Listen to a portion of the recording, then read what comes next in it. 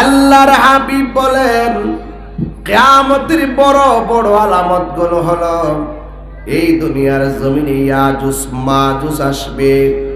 এই ইয়াজুজ মাজুজ এখনো প্রাচীরের মধ্যে বন্দী আছে। এই ইয়াজুজ মাজুজ বৃহৎ আকার বিশিষ্ট জীব, এরা বিল্ডিংটা থেকে বের হয়ে যাবে, মানুষগুলাকে পিঁপড়ার মতো মনে করে কামড়িয়ে কামড়িয়ে খাবে, পিঁপড়ার মতো মনে করে পায়ের নিচে ফালাইয়া ফালাইয়া মারবে। নদীর মোহনায় তারা দাঁড়াইয়া, বিশাল বড় নদীর পানি তারা হা করলে শুকায়া যাবে। এই কিয়ামতের আলামত হলো এইগুলা দুনিয়াতে প্রকাশ হয়ে যাবে। 2 নম্বর হলো দাজ্জাল আসবে। দাজ্জাল আসবে, এটাও কিয়ামতের আলামত। দাজ্জাল আইসা বলবে আমারে আল্লাহ মান। ইমানদার যারা তারা কখনো আল্লাহ মানবে না। জবানটা খুলে বলেন আল্লাহকে 2 জন না 1 জন। ইমানদাররা বলবে না তোরে আল্লাহ মানতাম না, তুই হলে কানা। আমার আল্লাহ কখনো কানা হতে পারে না। আমার আল্লাহ হলো একজন, যিনি হাসরের ময়দানে আমরারে দেখা দিবে। এ বন্ধুরে, ও মুরব্বি বাবা, এই দাজ্জালের কপালের মধ্যে 3টা আরবি লেখা থাকবে। একটা হলো কাফ, আর একটা হলো ফা, আর একটা হলো র। তুই হলে কাফের, তোরে আল্লাহ মানতাম না। যেই মাত্র ইমানদাররা দাজ্জাল রে আল্লাহ মানবে না, ইমানদার সে মাইরা ফালাইয়া আগুনের মধ্যে ফেলে দিবে। এবার সাহাবীরা বলে নবী গো, দাজ্জালের ফিতনা যদি বড় ফিতনা হয়, সে যদি আমরারে মাইরা ফালাই, আমরা তো অনেক ব্যথা পাবো। আল্লাহর হাবিব বলে উম্মত, না না না, তোমরা ব্যথা পাবে না। কারণ দাজ্জাল যখন তোমাদেরকে আগুনের মধ্যে ফেলে দিবে, দাজ্জাল মনে করবে এটা আগুন, কিন্তু আমার আল্লাহ এই আগুনটারে ফুলের বাগান বানায়া দিব। চিৎকার মেরে কন্যা আল্লাহু আকবার। আল্লাহর হাবিব বলে এই দাজ্জাল আসবে, এই দাজ্জালের মোকাবেলা সেই দিন সম্পদ দিয়ে করা যাবে না, দাজ্জালের মোকাবেলা টাকা দিয়ে করা যাবে না, দাজ্জালের মোকাবেলা বংশ দিয়ে করা যাবে না, দাজ্জালের মোকাবেলা অস্ত্র দিয়ে করা যাবে না। কই কেন? এই দাজ্জালরে আল্লাহ ক্ষমতা দিব। ও বন্ধুরি, দাজ্জালকে অন্য কিছু দিয়ে মোকাবেলা করলে চলবে না, কারণ সেই দিন দাজ্জালের মোকাবেলা করতে হবে ঈমান দিয়া। চিৎকার মেরে কোন কি দিয়া? ঈমান দিয়া দাজ্জালের মোকাবেলা করা লাগবে। এবার দাজ্জাল আসবে, আমার নবী বলে এটা কিয়ামতের বড় আলামত। আরো কিছু আলামত আছে, আরো কিছু আলামত আছে রে বাবা। কেমন আলামত আছে জানো নি? যে দাজ্জাল যে আসবে দুনিয়ার জমিনে, আরো কিছু আলামত আছে। এই আসমানটা আপনারা দেখতেছেন, আল্লাহ রাব্বুল আলামিন আসমানটাকে 7 পাল্লাই বানাইছে। জবানটা খুলে কোন কয় পাল্লাই বানাইছে? আল্লাযী খালাকা সাবআ সামাওয়াতিন তিবাকা।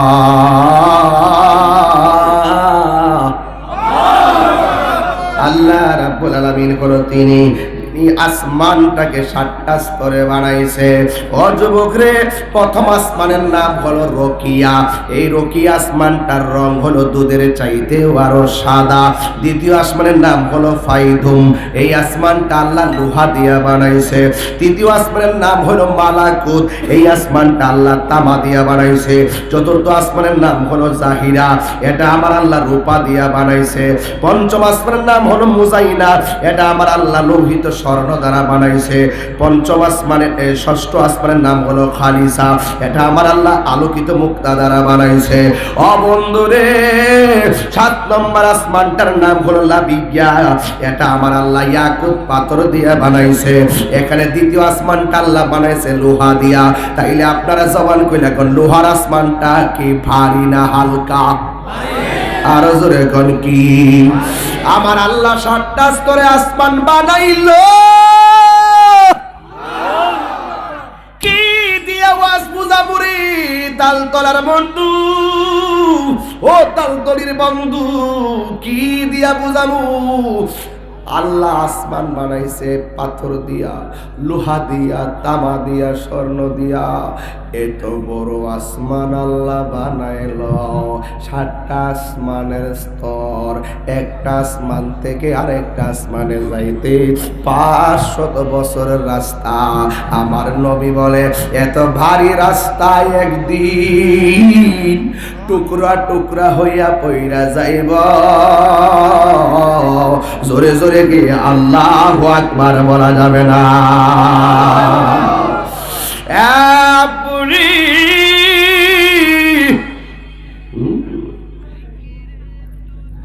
ওই 7 আসমানের ভিতরে আমার আল্লাহ যে তারকা বানাইছে, তারকা এক একটা তারকা পৃথিবীর চাইতে আরো বড়। আমি পাতলা ওয়াজ করতেছি না, একটু গভীর ওয়াজ করতেছি। এখন যে 7টা আসমানের নাম বলছি, আমার মনে হয় না যে আপনার জন্মের পরে আসমানের নাম জানছেন। কোন আসমানটা কি দিয়া বানাইছে আমার মনে হয় না যে আপনার জন্মের পরে আপনি শুনছেন যে কোন আসমানটা কি দিয়া বানাইছে। আপনাকে আমি অনেক রিসার্চের পরে এই ওয়াজটা দিলাম। লোহার আসমান কোন খুঁটি আছে না? নিমক খারাম বান্দা, নিমক খারাম বেটা, আমি নিমক খারাম। আপনি উদাসীন হয়ে গেছেন। একটা পর্দা, কাপড়ের পর্দা, পাতলা পর্দা টানাইতে যায় কয়টা খুঁটি লাগাইছি? 7টা আসমান আল্লাহ বানাইছে পাথর দিয়া, স্বর্ণ দিয়া, রূপা দিয়া, তামা দিয়া। খুঁটি কয়টা? তা আপনার বিবেক জাগ্রত হয় না কেন? এই জন্য বিবেক হলো সবচেয়ে বড় আদালত। একটা কদম সামনে যাইতে পারবে না। সময় আসতেছে, একটা কদম সামনে যেতে পারবেন না। আল্লাহর হাবিব বলে কিয়ামতের আলামত ওই আসমানের ভিতরে যে তারকা আছে, এই তারকাগুলো খুলে খুলে পড়ে যাবে।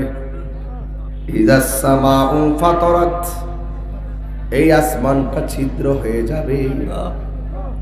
ওয়া ইযাল কাওয়াকিবু তাসারাত, আসমান থেকে তারকাগুলো খুলে খুলে পড়ে যাবে। ওয়া ইযাল বিহারু ফুজ্জিরাত, জমিনের মধ্যে সুনামি শুরু হবে, ঢেউ শুরু হয়ে যাবে। গড়ের উপরে 40 হাত, মাথার উপরে 40 হাত, পাহাড়ের উপরে 40 হাত। এমন একটা পানির ঠেলা মারবো, মাটির নিচে এত শক্ত গাছ, পানির ধাক্কার ছোটে সেকেন্ডে মাটিতে শুইয়া যাইব।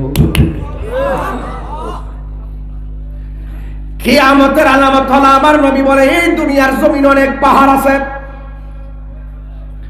কিয়ামত যেদিন শুরু হবে, এই পাহাড়গুলো আকাশে তোলার মতো উড়ে যাবে। বন্দরে আমার, ও তালতলের বাবারা, ও কচিয়ার কচুয়ার বাবারা, রহিমানগরের বন্ধুরা, হাজীগঞ্জ, চাঁদপুর, শাহরাস্তির বাবা, সব তোলার মতো উড়ে যাবে। এখন বলবেন তাহিরি হুজুর, এই পাহাড়গুলো আল্লাহ কেন বানাইছে?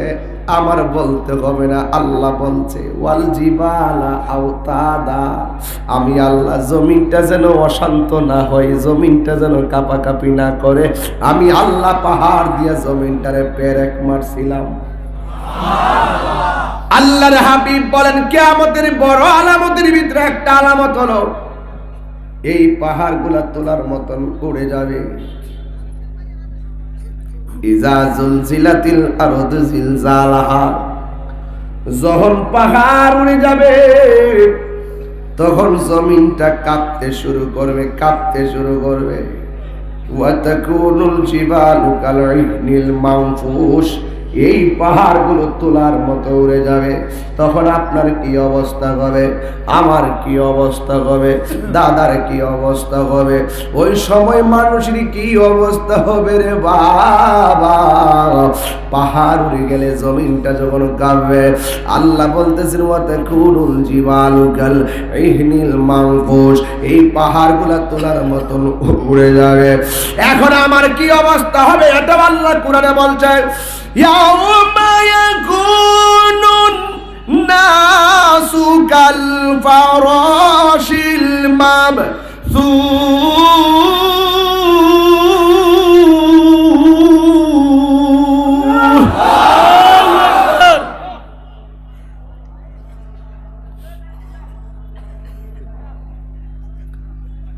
যখন পাহাড়গুলো উপরে উড়ে যাবে, জমিন যখন টলমল করবে, মানুষ কি দাঁড়ায় থাকতে পারবো? ছোট্ট একটা ভূমিকম্পের লড়া দেয়, মানুষ ঘর থেকে আল্লাহু আকবার বলে বাইরিয়া যায়। আর কন্টিনিউ যখন জিলজালা শুরু হয়ে যাবে, জালজালা জালজালা কম্পন তৈরি হবে,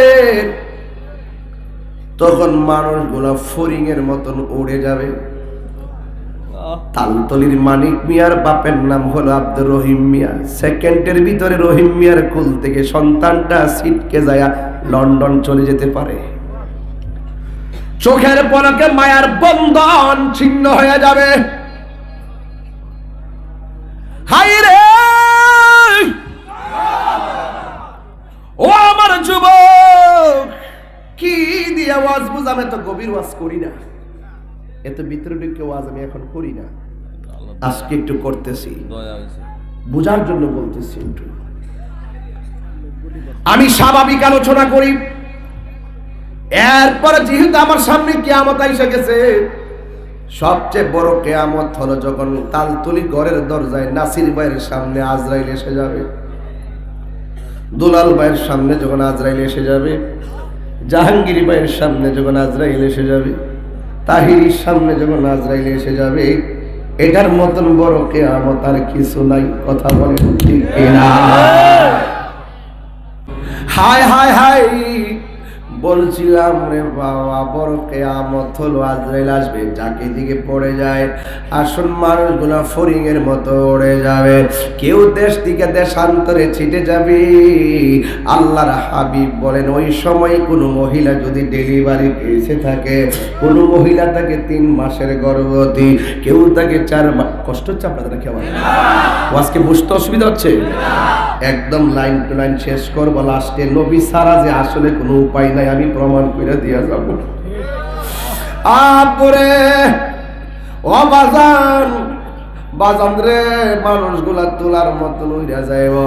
আল্লাহর হাবিব বলে, ওই সময় কিছু কিছু মহিলা, যদি কোনো মহিলা কেউ 3 মাসের গর্ভবতী থাকবে, কেউ 5 মাসের গর্ভবতী থাকবে, কেউ 8 মাসের গর্ভবতী থাকবে, এই গর্ভবতী অবস্থায় যখন দুনিয়াটা ঝালঝালা হয়ে যাবে, ইজা জুলজিলাতিল আরদু জিলজালাহা ওয়া আখরাজাতিল আরদু আসফালাহা, জমিনের নিচে কয়লার খনি আছে, জমিনের নিচে তেলের খনি আছে, জমিনের নিচে স্বর্ণের খনি আছে, এই সব খনিগুলা বাইরিয়া যাইব।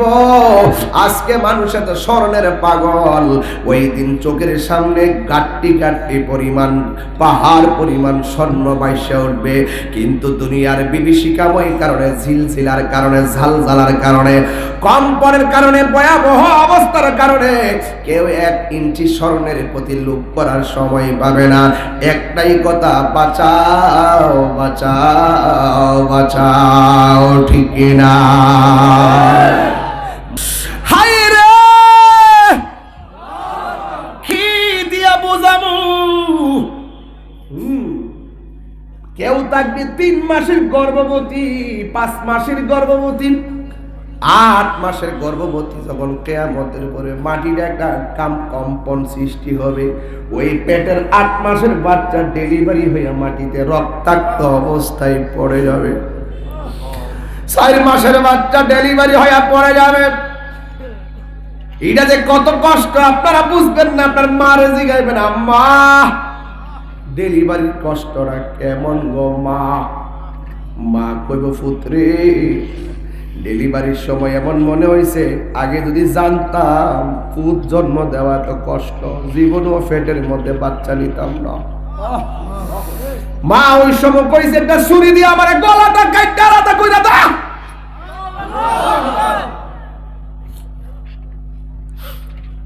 যদি জানতাম এত কষ্ট, কোনদিন পেটে আমি সন্তান নিতাম না।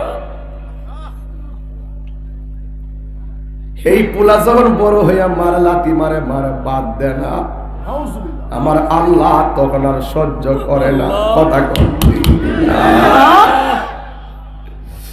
হাই রে আমার বাবা, তালতলির বাবা,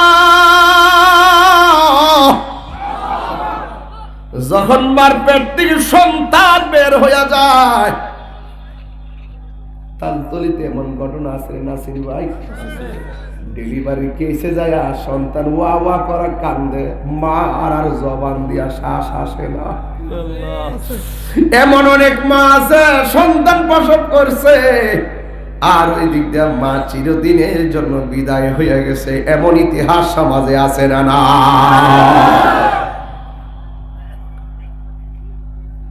আল্লাহর হাবিব বলেন কোন মহিলা যদি ডেলিভারি কেসে মারা যায়, আমার আল্লাহ তার মরণটাকে শহীদের খাতায় লিখে দেয়। কত সম্মান দিছে আমার আল্লাহ, অথচ আমরা আমার মার সম্মান দিতে জানলাম না, বাপের সম্মান দিতে পারলাম না। মাল কামাইছি, টাকা কামাইছি, বাপের কেহার কথার হিসাবটাও দিলাম না, মারেও হিসাব দিলাম না। আজকে বাপটা চলে যাওয়ার পরে মিনিটে মিনিটে ঘরে শুইলে বাপের কথা মনে হয়, ব্যাংকের টাকা গড়লে বাপের কথা মনে হয়, ঈদের জামা কিনতে গেলে বাপের কথা মনে হয়। ও বন্ধুরি, ও যুবকের দল, বড় একটা মাছের মাথা খাইলে বাপের কথা মনে হয়। ও আব্বা, তুমি আমরা জন্ম দেওয়া জুয়াই দিয়ে গেল গো বাবা, কোথায় চলে গেছো তুমি এখন? আল্লাহর হাবিব বলে মার পেট থেকে সন্তান যখন পড়ে যাবি, স্বামী বলবে কি ব্যাপার, আমার স্ত্রীর নিচ দিয়া রক্ত পড়ে গেল। মা সন্তান বলবে আমার মায়ের নিচ দিয়া রক্ত পড়ে গেল। ও বন্ধুরি, রক্ত পড়ে কেন? তখন মানুষ বলা বলি শুরু করবে, তারকা করে যাচ্ছে, সমুদ্র উতলাইতেছে, পাহাড় উড়ে যাচ্ছে, জমিন নাচতেছে, আকাশের নক্ষত্র খুলে খুলে পড়তেছে, ওই সমুদ্রের মধ্যে সুনামি উঠে গেছে। আর মানুষ বলবে ওয়াকালাল ইনসানু মালাহা,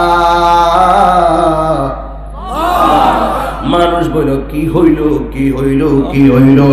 আকাশটা কাঁপতেছে কেন, জমিনটা নাচতেছে কেন, মার পেট থেকে সন্তান পড়তেছে কেন, জমিনটা দুলতেছে কেন? একটাই কথা, ওই যে আমার আল্লাহ বলছিল কুল্লু মান আলাইহা ফান।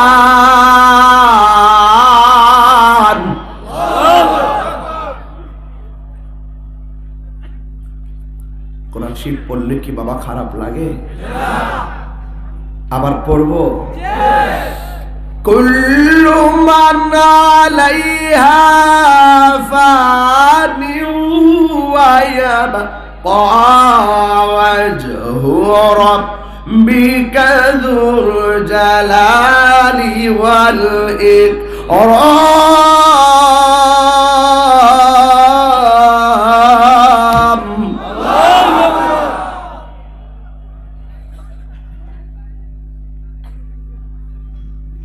সব ধ্বংস হয়ে যাবে। যিনি ছিলেন, তিনি আছেন, তিনি থাকবেন। জবান খুলে বলুন তিনি কে? আল্লাহ। দুনিয়ার জমিনে শুধু পানি আর পানি। কোথায় গেল আসমান, কোথায় গেল মানুষ? পৃথিবী নীরব হয়ে পড়ে থাকবে 50,000 বছর, কোনো আওয়াজ নাই। আল্লাহু আকবার বলেন। আল্লাহু আকবার। 50,000 বছর পরে আমার আল্লাহ একটা মাঠ বানাবে তামা দিয়া। সুবহানাল্লাহ। অনেক ভিতরের কথা বাবা, কি দিয়ে বলছি? তামা দিয়া বানাবে, তামা, তামার একটা মাঠ বানাবে। ও তাহিরি হুজুর, ওই মাঠের নাম কি? ওই মাঠের নাম হলো হাসরের মাঠ। কথা কোন ঠিক কিনা? ও হুজুর, হাসর অর্থ কি? হাসর অর্থ হলো একত্রীকরণ, যেই মাঠে সবাইকে একত্র করা হবে, এই জন্য এটার নাম হলো হাসর। কথা বলেন ঠিক কিনা? সব উল্টা যাব। এটা কোন দেশে?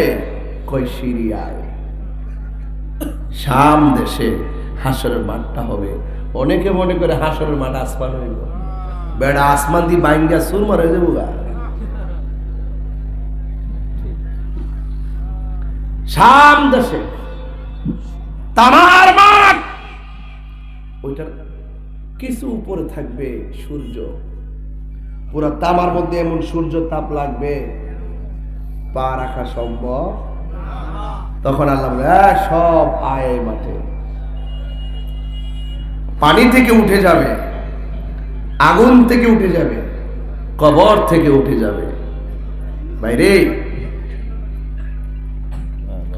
কবর থেকে উঠে যাবে। এখন আগুন থেকে যাবে কারা? মন নাই হিন্দুরা যে তুই শালা লাশ করছে, বাঁচবে না। কিছু লাশ আছে পানির মধ্যে ডুবে গেছে, আর লাশ খুঁজে পাওয়া যায় নাই, জানা যাওয়া হয় নাই, মানুষের খুঁজে পায় নাই, ওই লাশগুলা পানির থেকে উঠতে দেব। ওয়াইদাল কুবুর বুসিরাত আলিমাত নাফসুম মা কদ্দামাত ওয়া আখারাত।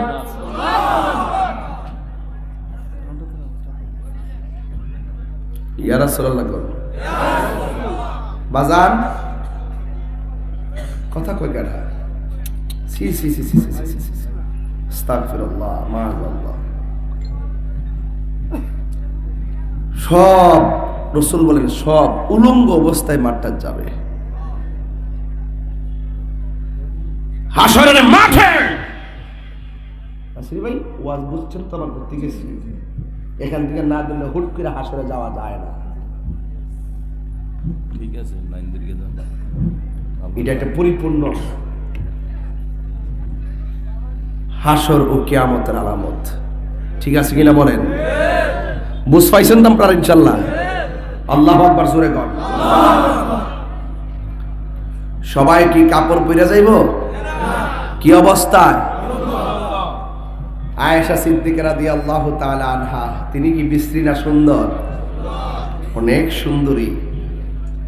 রাসূলকে প্রশ্ন করি, ইয়া রাসূলুল্লাহ, হাসরের মাঠে উলঙ্গ অবস্থায় যাবে, এটা কেমন ধরনের মাঠ? লজ্জাকর হয় না?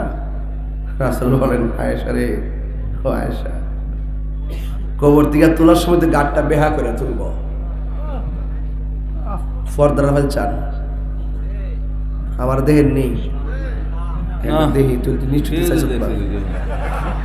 আবার সার্ভার ফর্দা ফেল চান চাইছেন আমার দেহের নেই, ল্যাংটা না কাপড় আছে দেয়া জানি। হ্যাঁ, একটা জবান বন্ধ রাখবেন না, মহব্বতে মায়ার শরীর বলো সুবহানাল্লাহ। হাসরের ময়দানে কাফর হয়ে উঠবেন উলঙ্গ অবস্থায়। আল্লাহর হাবিব বলে, আয়েশা রে, ও আয়েশা, গাট্টা বাঁকা করে হাসরের মাঠে তোলা হবে। একজনের লজ্জাস্থানের পথে আর একজন এক সেকেন্ডের জন্য তাকাইবার সময় পাবে না।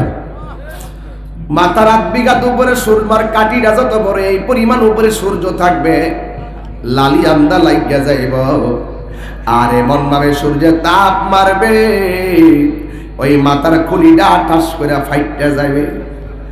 আর মাথার মধ্যে যেই মগজগুলো আছে, এই মগজগুলো টকবক করে ছিটে ছিটে পড়বে। সবার মুখের মধ্যে শুধুমাত্র একটা স্লোগান থাকবে, ইয়া নাফসি ইয়া নাফসি ইয়া নাফসি বলে কাঁদবে। হিসাবটাই শুরু হবে না, এমন একটা গরম পানি হবে সেই ময়দানে, নিজের ঘাম পরে পরে পানিটা হবে। যার গোনা যতটুকু সেই পরিমাণ পানি ঝরবে। কেউ গিরা পানিতে সাঁতার কাটবে, কেউ কোমর পানিতে সাঁতার কাটবে। এ আমার বাবা জিরারি, ও তালতলের বন্ধুরা, ও কচুয়ার বাবারা, এবার যার গুণা যতটুকুন নিচের পর্যন্ত পানি ঝরবে, কেউ হাঁটু পানিতে, কেউ কোমর পানিতে। এই পানিটা দুনিয়ার আগুন যত গরম গো, তার চাইতে 70 গুণ বেশি গরম হবে সেই পানিটা। পোল্ট্রি মুরগি মেশিনে দিলে যেমনি পাকগুলা খুলে যায়, এমন ভাবে তার গরম পানির কারণে তার হাড্ডি থেকে গোশত থেকে হাড্ডি থেকে গোশত গুলা খুলে যাবে। হ্যাঁ বন্ধু, এমন ভাবে তারা কাঁদবে, একদিন না 2 দিন নয়। হাসরের ময়দানে মরণের আগে যেমন সাকরাতুল মাউতের কষ্ট বড়, হাসরের ময়দানে হিসাব হওয়ার আগে আরো বড় হিসাব আছে। ওই 50,000 বছর ওই গরম পানির মধ্যে দাঁড়াইয়া আল্লাহ, ও বন্ধু এমন ভাবে কাঁদবো, কাঁদতে কাঁদতে বেকার। ও আল্লাহ, আর আযাব সহ্য হয় না, আর আযাব সহ্য হয় না। ওইলে আমরা বেহেশতে দাও, নাইলে আমরা দোজখে দাও, আর আযাব সহ্য হয় না। বন্ধুরা রে আমার, আল্লাহ সেদিন বলবেন লিমানিল মুলকুল ইয়াউম, আজকের রাজত্ব কার? আমি আল্লাহ তোদেরকে দুনিয়াতে ছেড়ে দিয়েছি, কিন্তু হাসরের ময়দানে ছাড় পাবে না। ও আল্লাহ, তুমি হিসাবটা শুরু করো না। 50,000 বছর পার হয়ে গেল, হিসাবটাই শুরু হবে না। আদম নবীরে বলল কাজ হবে না, ইব্রাহিম নবীরে বলল কাজ হবে না, জাকারিয়া নবীরে বলল কাজ হবে না, ইউসুফ নবীরে বলল কাজ হবে না। 50,000 বছর পরে যার কথার দ্বারা বিচারটা শুরু হবে, তিনি গোলা তোমার আমার নবী রহমাতাল লিল আলামিন। আরে হিসাবটা যখন শুরু হয়ে যাবে, ওইলে জান্নাতে নাইলে জাহান্নামে, নাইলে সুপারিশ একটা হইব। হিসাবটা মামলা যখন পেন্ডিং থাকে, বাদী বিবাদীর শান্তি নাই। যখন মামলাটা হিয়ারিং হয় তখন একটু ভাল লাগে, কথা কোন ঠিক কিনা? ওইলে ইয়েস আর নয় নট হবে। ওই হাসরের ময়দানে আল্লাহ যেদিন হাকিম হবে, আল্লাহ যেদিন হাকিম হবে, আল্লাহ যেদিন হাকিম হবে, ওই কঠিন মুসিবতে কোনো নবী উকিল হইতে পারবে না, কোনো নবী উকিল হইতে পারবে না। ওই শাফাতের ফাইলটা যেই নবীর হাতে নিবেন, উকিলের ফাইলটা যেই নবীর হাতে নিবেন, তিনি হলো তোমার আমার নবী রাহমাতুল লিল আলামিন। সকল নবীরা নাফসি নাফসি বলে কান্দে, আর আমার নবী ওই যে মাকামে মাহমুদের গোড়ার কেন তাহিরি নবী নবী করে? কেন কেন? একটা মাত্র কারণ, আমি নামাজ পড়ছি, কবুল হয়েছে কিনা আমি জানি না। রোজা রাখছি, আমি কবুল হয়েছে কিনা আমি জানি না। হজ করছি, কবুল হয়েছে কিনা জানি না। যাকাত দিছি, কবুল হয়েছে কিনা জানি না। দান করছি, কবুল হয়েছে কিনা জানি না। দোয়া করছি, কবুল হয়েছে কিনা জানি না। মাহফিল করছি, কবুল হয়েছে কিনা জানি না। আমি গরিবরে দান করছি, কবুল হয়েছে কিনা জানি না। যেহেতু আমি জানি না, যদি কবুল না করে থাকে আমার আমল নামা জিরো। ও তুই ডুব দিলে রূপ দেখতে পাবি রে, ও তুই ডুব দিলে রূপ।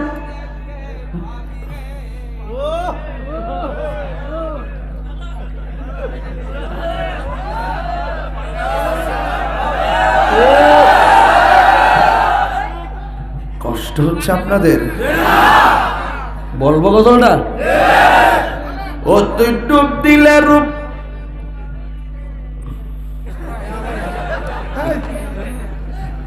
আমার তো কইতো দিব আগে, আমি সুরটা দরাই দিই না, আমারটা লড়ে দেবো গা। ও তুই ডুব দিলে রূপ দেখতে পাবি রে, পাবে তোর খুদে মহাজন, পাবে তোর খুদে মহাজন। পীরের দিল দরিয়াই ডুবে দেখ ওরে পাগল মন। দিল যখন হবে খাটি, বুঝতে পারবে ও জান বাটি, কোথায় কি রতন। দিল যদি ঠিক না তাহে রে, বাস পচবার আগে লাশ পচে যাবো। আর দিল ঠিক থাকলে একটা খেলা আছে। আছে আসেনি রে ভাই? আছে রে ভাই, আছে।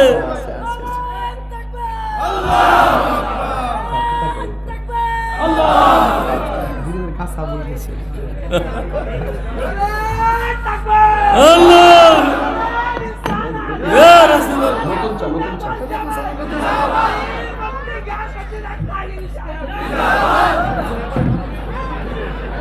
আরে দিল যখন হবে খাঁটি বুঝতে পারবি উজান বাটি কোথায় কি রতন আছে সেই নদীর ওই গভীরে রে, আছে সেই নদীর ওই গভীরে রে, পাবি মানিকা রতন সে তাই মানিকা রতন পীরের দিল দরিয়ায় ডুবে দেখ ওরে পাগল মন, অতি ডুব দিলে রূপ দেখতে পাবি রে, অতি ডুব দিলে রূপ।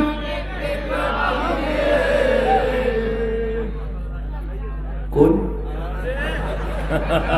আর ফিরা দিলে না, তাহিরি লাইন না দিলে বোবা হয়ে থাকবে।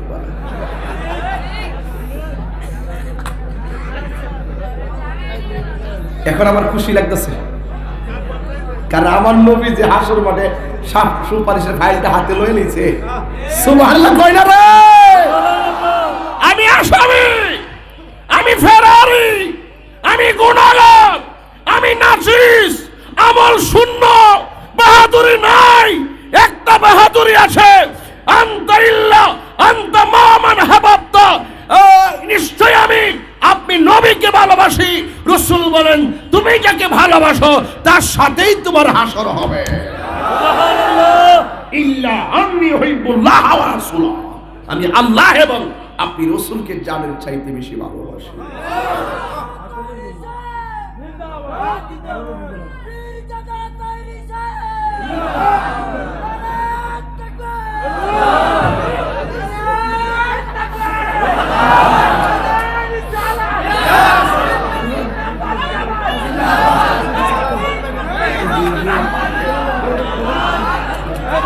আল্লাহু আকবার জোরে গান, ইয়া রাসূলুল্লাহ জোরে গান। আমার নবী সুপারিশ করার ক্ষমতা আছে না নাই? আরো জোরে। কিছু টিকটক মৌলবী আছে, এই টিকটক মৌলবীগুলো নবীর সুপারিশ মানে না। এদের যন্ত্রণায় ফেসবুক আহত, ইউটিউব নিহত, গুগল আইসিইউতে। কথা কন ঠিক না বে ঠিক? এটা কাঠ মুল্লা, এটা কাঠ মুল্লা, তাদের নাই করে তল্লা। কথা কন ঠিক না বেটি? এরা হলে রসগোল্লা। আমার নবী সুপারিশ করবে, ইয়া রাসূলুল্লাহ কিছু নাই, একটা জিনিস আছে, আপনাকে ভালোবাসি। প্রেম আছে বলেই তো পৃথিবী এত সুন্দর, আপনাকে ভালোবাসি। হ্যাঁ সুবহানাল্লাহ বলেন। সুবহানাল্লাহ। হায় হায়, ভালোবাসা কি জিনিস? আলহামদুলিল্লাহ কোন? আলহামদুলিল্লাহ। নবী সুপারিশ করার ক্ষমতা আছে না নাই? আরো জোরে। আবু সুফিয়ান হুজুর যদি এখন আইতে কইলে আসে না নাই? আসে কি না?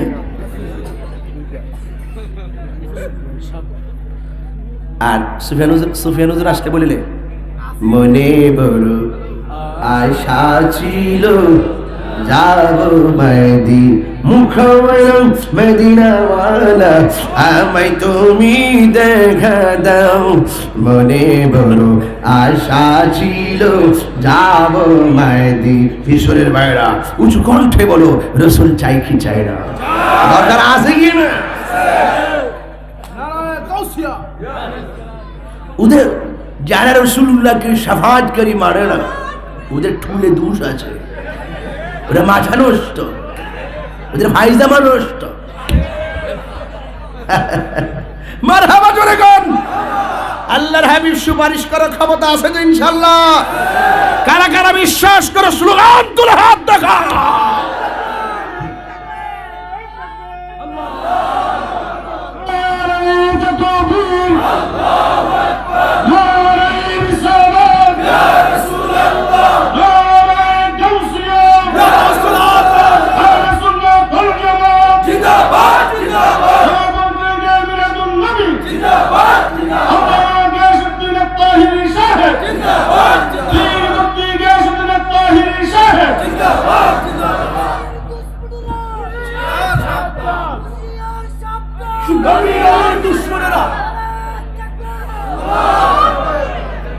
দেউ লাগছে রে হন দেউ লাগছে কলবে কলবে মিল না কলবে কলবে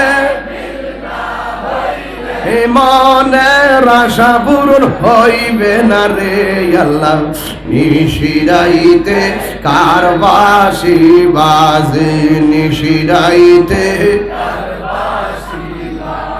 আগুন লাগছে কলবে আগুন লাগছে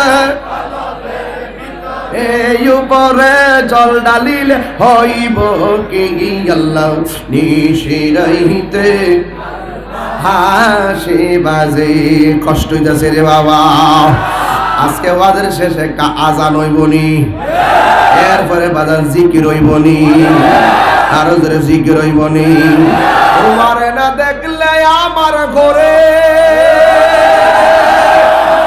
হে রই না মন রে তুই আমার জীবন রে মুর্শিদ তুই আমার জীবন তোমার আমার ভালোবাসা দয়াল জানে হে সর্বজনে অন্ধের চোখের মনি তুমি সাদরা আজারো দনে রে তুই আমার জীবন রে মুর্শিদ তুই আমার জীবন তুই আমার জীবন হেলালি তুই আমার জীবন ঠিক না আমার যুব কষ্ট দিতেছেন না আমার কাছে এখন ভাল লাগতেছে রোহিঙ্গাডিরে এখন সাইজ করতারম বাপ ডাহাইতারম বাজান রোহিঙ্গাডি মানে হলো টিকটক মৌলবীডিরে গোমটা মৌলবীডিরে বদনা তালিন্দা মৌলবীডিরে কথা কোন ঠিক না বেটি আরে ভাই রে ভাই গতকাল দেখলাম ইস্তেমার মাঠে 1 লোটা পানির দাম 10 টাকা ব্যবসা ব্যবসা শুরু হইছে এরা কি কয় জানেননি বহুত মুরব্বীরা সাংবাদিক জিগাইতেছে কি লেগে আপনারা বউজিবত পালাই এখানে আসেন কয় এখানে গেলে হজের সওয়াব হয় আর জোরে কোন নাউজুবিল্লাহ এই ব্যাপারে এদের বড় হুজুররা কিছু কয় না পাবলিক গুলো এদের হজের মতো মনে করতেছে কালকে দেখলাম নামাজ পড়তেছে চতুর্দিকে গুইরা গুইরা দিক নাই উত্তর নাই দক্ষিণ নাই পূব নাই পশ্চিম নাই ইমাম যেখান দা হলান্দা গুইরা পুরা খানায় কাবা মতো গুইরা ওই যে এরা যে বলে এটা হজের সওয়াব এই তো কাবা ঘরের মতনই তো নামাজে দাঁড়াইছে এটা কি হইতে পারেনি কারি বাবা এইটা কি বলে এই টঙ্গী রাস্তায় গেলে তারা বলে এটা আরাফার ময়দান নাকি আরাফার ময়দানে যে সওয়াব এখানে আসলে নাকি সেই সওয়াব হবে নাউজুবিল্লাহ জোরে বলেন না কেন আমরা এই ব্যাপারে সুস্পষ্ট ফতোয়া চাই যারা আরাফার ময়দান হজের সাথে এই টঙ্গীর ইস্তেমাকে তুলনা করে এটা ঈমান হারা কথা বলেন ঠিক না বেঠে এটা বিভ্রান্তিকর কথা বলেন ঠিক কি না বলেন রাখো রাখো আমার কথা কি বুঝছেন আপনারা কথা বুঝছেন আরাফার ময়দানে টঙ্গীর ইস্তেমাকে এক জিনিস এই যে এতে সাক্ষাৎকার নিলেই বলে এখানে গেলে 3 বার গেলে 1 হজের সওয়াব আবার কয় আরাফার ময়দানে অবস্থান করলে যে সওয়াব এখানে গেলে কি সওয়াব এই ব্যাপারে তাদের কোনো ফতোয়া নেই এই ব্যাপারে তারা কয় না কেন সুস্পষ্ট বক্তব্য দিতে হবে কথা বলে ঠিক না বেটি এরপরে এবার কে একসাথে হইতেছে ইস্তেমাকে দুইবার কোন গ্রুপ এখানে আমার একটা কথা আছে সাত গ্রুপ আর জুবাইর গ্রুপ দুইজনে দুইবার করে খেললে মারামারি করছে দিকে খেললে কিন্তু নিজের মধ্যে আখির মনে যাচ্ছে ঠেলা ঠেলেছি কিন্তু বাংলাদেশে এত হুজুর থাকতে এত আলেম থাকতে ভারতের মৌলবী দোয়া করতে গেলে এটি তো কথাটা এটা হেরা হেরা হেরা লাগছে এটা আমরা জব দিলাম নাই যে যেমনি মন চাই চলুক গা একদিন আগের দিন করুক আরেকদিন পরের দিন করুক তৃতীয় দিন আমরা করুক এটা হলো বাংলাদেশের আইন এটা রাষ্ট্রীয় সম্পদ এটা ভোগ করার অধিকার সবার আছে কথা বলেন ঠিক কি না বলেন কথা বলেন ঠিক কি না বলেন তাদের কামরা গেলে মানে ভাগ হবে এটা কি তাদের পৈতৃক সম্পত্তি যদি সম্প্রীতি চান মাননীয় প্রধানমন্ত্রীকে বলবো স্বাধীনতার সপক্ষে মুক্তিযুদ্ধের চেতনার এই বাংলাদেশের ইঞ্চি ইঞ্চি মাটি যার যার পৈতৃক সূত্র থাকতে পারে, কিন্তু রঙ্গির ইস্তেমার মাঠ এটা রাষ্ট্রীয় সম্পদ। এরা যদি দুই গ্রুপ করে, তৃতীয় গ্রুপ আমরা করব। কথা বলেন ঠিক না? আর যারা বলে ঠিক কি না বলুন। আমি শুধু এটা এখানে না,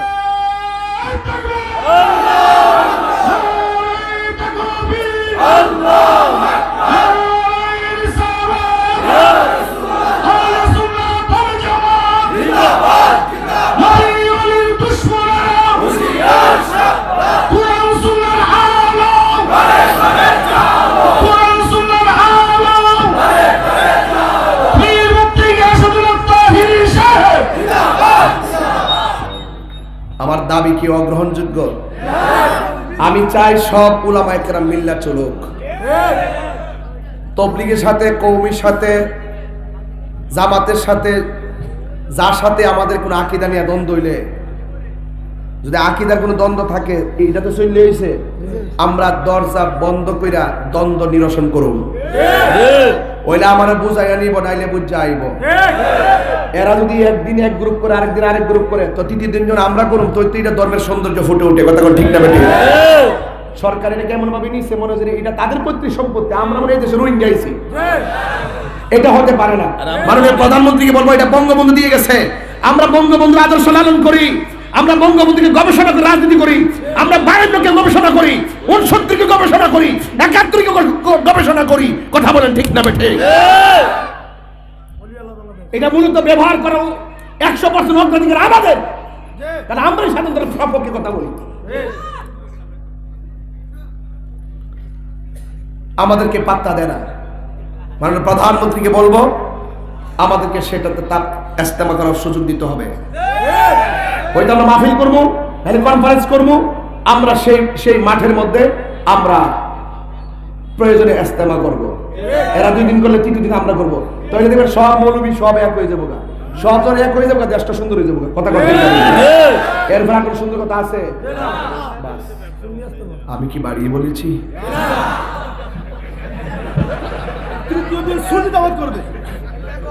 হ্যাঁ, সুন্নি জামাত করবে। তৃতীয় দিন ইস্তেমার মাঠ সুন্নি জামাত চাই কি চাই না? আরো যারা চাই কি চাই না?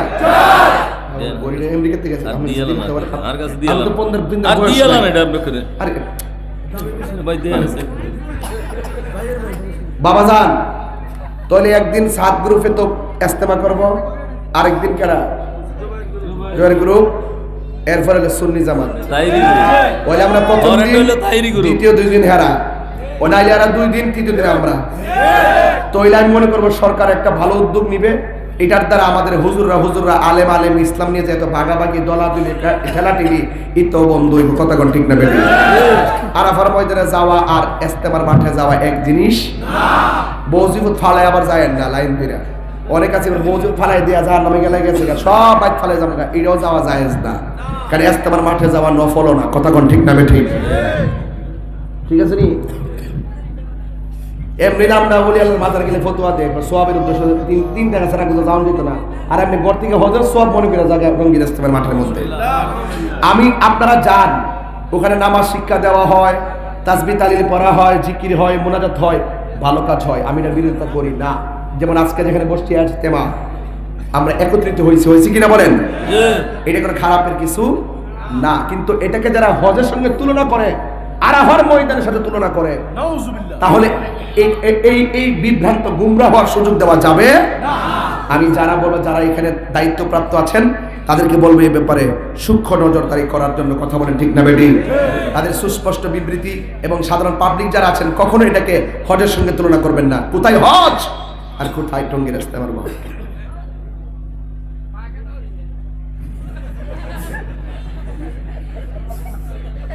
এখন আমার কথার দ্বারা দেখবেন কত খেপ আছে, খেপবো বাংলাদেশ। অনেকে কেউ আমি এটার বিরুদ্ধে, আমি বিরুদ্ধে বলছি না। আপনি যাচ্ছেন আজকে একদিন না, বহুত বছর ধরে আপনার কাছে যান, আমাদের কোনো বাধা নাই। ইদানিং যখন দেখতেছি এটার 3 বার গেলে বলি 1 হজের সোয়াব। হ্যাঁ, বাজদা গিয়ে হজের সোয়াব কি সরকারি রে।